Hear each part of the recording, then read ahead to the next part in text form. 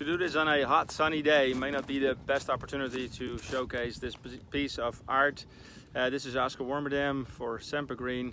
In the last video I showed you what kind of a challenge it was to have a green roof go from a flat to a vertical setting. And in this particular project you see the mock-up that was put together by 3 different companies: James Meyer, Hydrotech, Sempergreen, and of course with the landscape architect Geoffrey Valentino from Hollander design. But you can see that we went from flat all the way to vertical here at the end. It is so cool to see what it took to get this tested, and you can see all these different angles over here all the way to the top. So I'm going to walk you up there and then you can see how well this vegetation is actually doing in the vertical setting. So without killing myself, I'm just going to climb up this way. And here we are on top.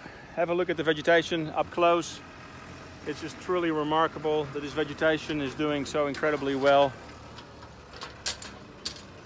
Now, as you can hear, we have a tractor in the background. That is Miguel with the John Deere digging some ditches.